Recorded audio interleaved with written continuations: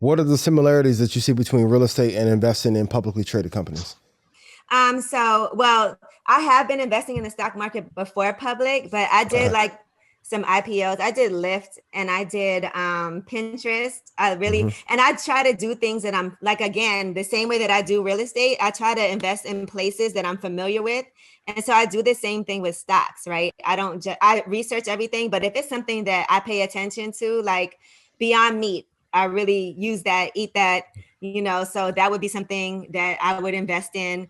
And then Pinterest, I really used that. And then I knew that Pinterest was about to have ads, which they hadn't had before. And so I was like, I sensed that Pinterest was already strong, but I knew it would get stronger. So that's why I did that IPO, which I was happy that I did. That's a great one. Yeah, so just certain things like that. But with public, I want to learn more about investing in the stock market, because normally what I do is my stockbroker will call me. I talk to him. He gives me his advice. And if you ask different stockbrokers different things, they'll all tell you something else. Different things, yeah. Like, no, that was a terrible idea. Oh, did he try to sell you this? And so it's just so hard when you're listening to different people and you don't know enough about it. And so with public, what I wanted to do was be able to invest not huge amounts, because when you do an IPO, they'll be like, you need to invest $50,000, in order to get in on this. And that's a lot. And sometimes that's a lot. And so it could be a bigger payoff, obviously, but what I'm trying to do is learn more on my own so that I can do these things and be more confident in doing it, and then make money and have more fun with it. Like, I never invest, and I feel like this about real estate. I never invest what I can't afford to lose. Mm-hmm. It's a great lesson. You'll never see me being like on Robinhood, like, oh my God, I got to hurry up and buy, Yeah. GameStop's on sale. Neo, yeah, that's good. Yeah, you mentioned really quickly, Beyond Meat. I just want to tell everybody, I'm not sure if they caught this win, but that was actually a great call. They just announced a deal with McDonald's and Yum Brands. So now they're gonna have McDonald's is gonna have the veggie burgers, and they have alternative meat burgers, and then I think they're making like an alternative type chicken for KFC. So that's definitely something to be looking to. That's a great partnership. Yeah. So, and that's really what my rule is. Like, if I use it and I'm familiar with it, because there's some stocks that I think, people sometimes think the stock market is a place where you can quickly make a lot of money. And that's very rare that things like that happen. And so I just like to put that money away and act like it doesn't exist.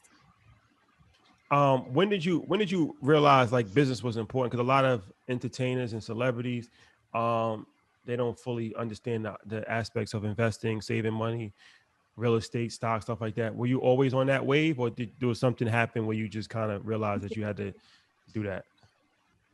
No, I definitely wasn't. I wish that when I was younger, I would have paid more attention to it. But when I worked at Sirius, I remember we had this guy up. He was a financial planner, but he was also a rapper.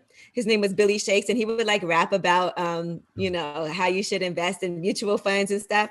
And so he was like, Angela, you don't have a mutual fund, you don't have a Roth IRA. And I was like, no, what's that?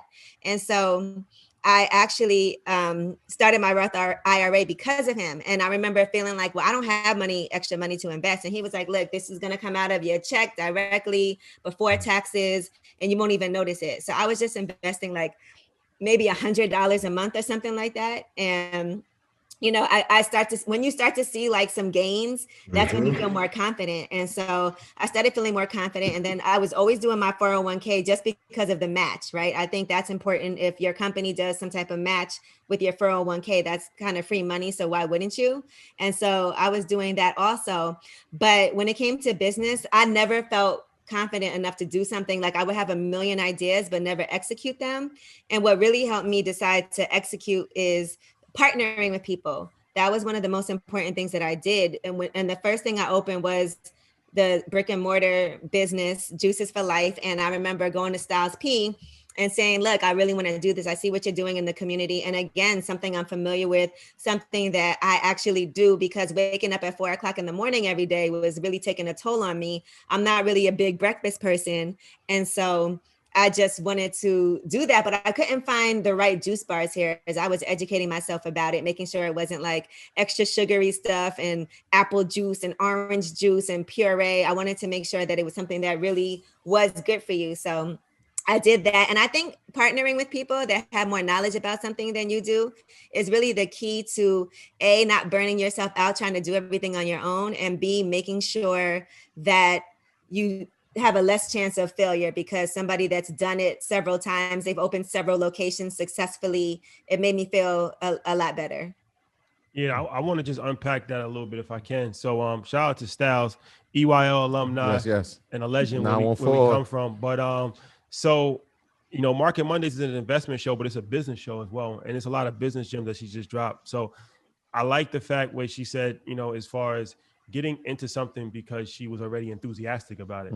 No different from our interview with Fat Joe that comes out tomorrow. He has a sneaker store, but he's been addicted to sneakers his whole life. So he knows the business, like, and he's passionate about it. So like even us, like what we do, like this isn't hard for us to do because we're passionate about it, right? Yeah. So that's the first thing. Follow your passion.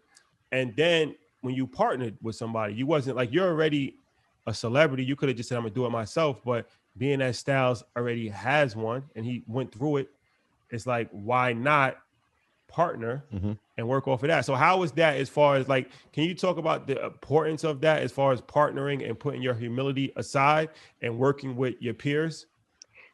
See, what I have to realize, especially for myself, is that I also know that I'm a super busy person, right? And I'm trying to do a lot of different things. And for me, to be realistic, there's no way that I could run a juice bar by myself. But I will say this, I do believe that great management is important so that you can delegate responsibilities, because sometimes we also don't trust people to run things. You have to really find people that you can trust. But partnerships, like my other businesses, I have a coffee company. I actually just signed a lease today for my brick and mortar location that I'll be opening in Brooklyn for coffee uplifts people. So I started a coffee company. Congrats on Thank that. you. I've been running around today.